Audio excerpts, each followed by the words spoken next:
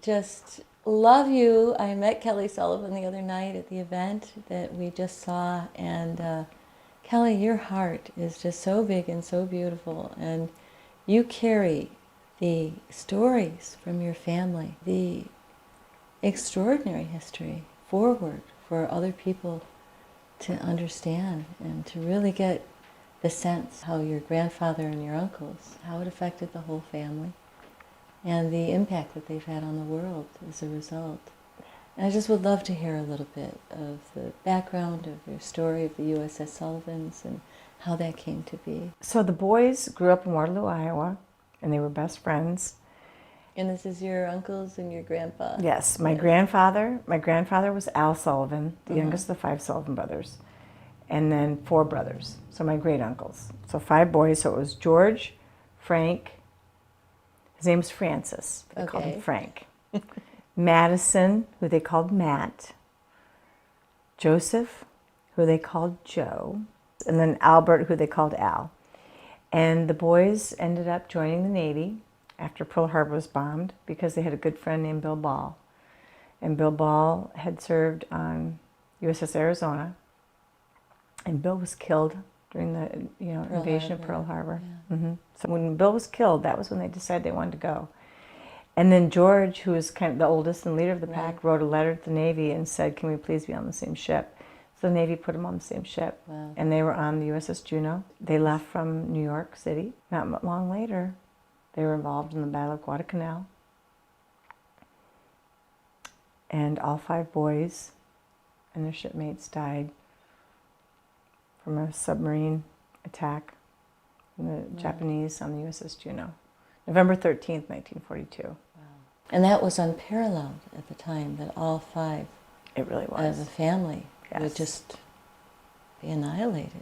You know, I think one of the things that, in the movie they show this, and it's really powerful, but... And the Fighting Sullivans. The movie, The Fighting Sullivans, right. Which everybody should watch, The Fighting Sullivans. It is the most amazing movie. It's a great movie. But the military would typically send a telegram to let you know that your boys are gone. But instead, they sent a Navy official. So they sent an officer to the house. For Veterans Day, I show The Fighting Sullivans to my 3rd grade class, because I'm a 3rd grade teacher. Early in the morning, a Navy officer came to the house. She immediately asked the officer, "Would you like a cup of coffee?" And he declines. And when she realizes that he's really there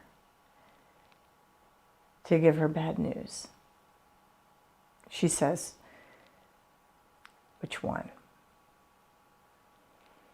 And he said, "All 5. Wow. I can't even imagine what she must have gone through in that moment. My great-great-grandma, the grandmother of the 5 Sullivans, who lived with the boys because her husband had died in a train accident because he worked for the railroad, she never thought the boys had died. She truly thought they were still alive on an island. Yeah. And she is the one that christened the ship? My grandma did. My great-grandma. Your great-grandma. Yeah. The mother of the 5 Sullivans. Right. But that's a story, too.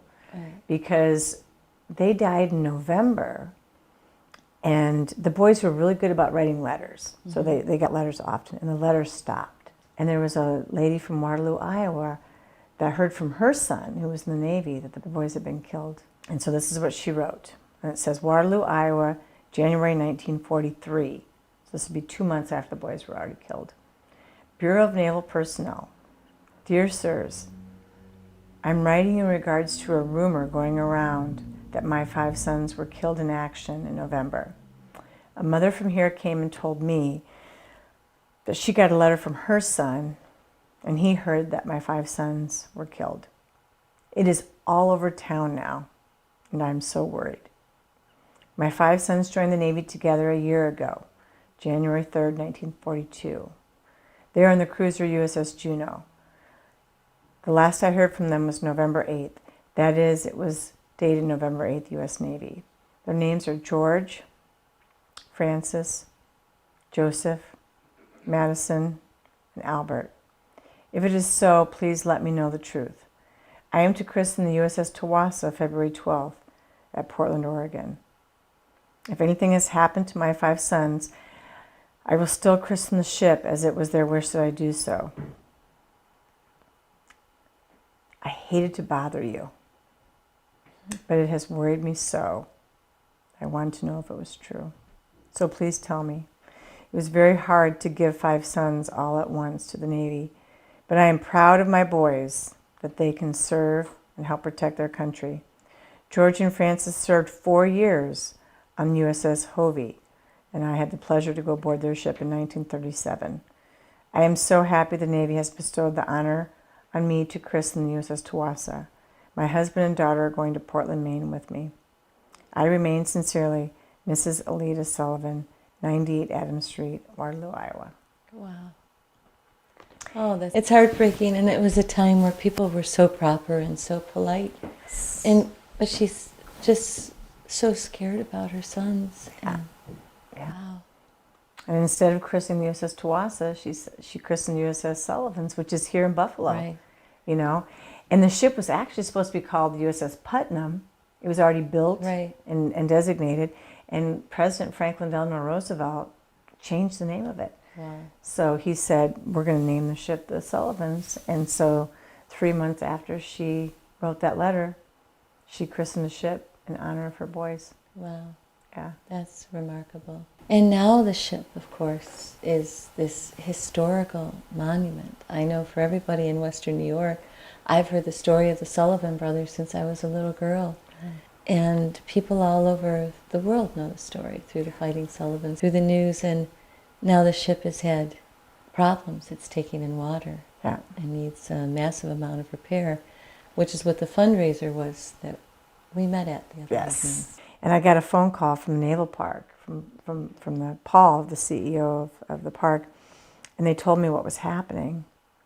And of course I was extremely concerned, but I knew the ship had troubles. We've had these troubles before. Right. They're getting worse.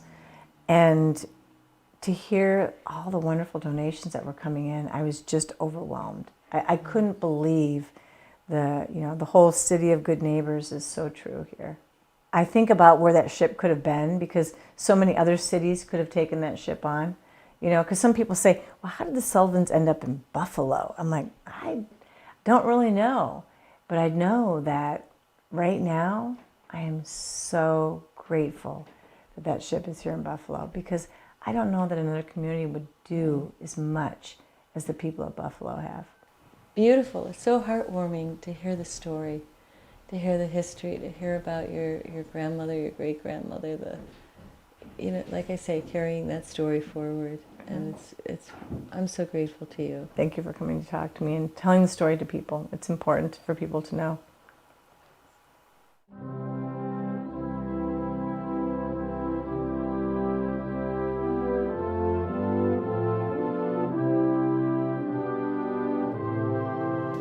Thank you for joining us today on this magical ride into passionate living. Join us each week on Tuesday and Thursday evenings at 8 and Sunday mornings at 11. Plus, you can view segments of our show on YouTube at passionateliving.tv or on our website at passionateliving.com.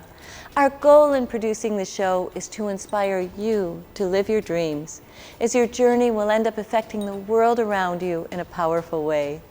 We hope you'll join us each week as we journey into the realms of passionate living. Until our next adventure, remember to take at least one baby step to bring you a little closer to living your dreams.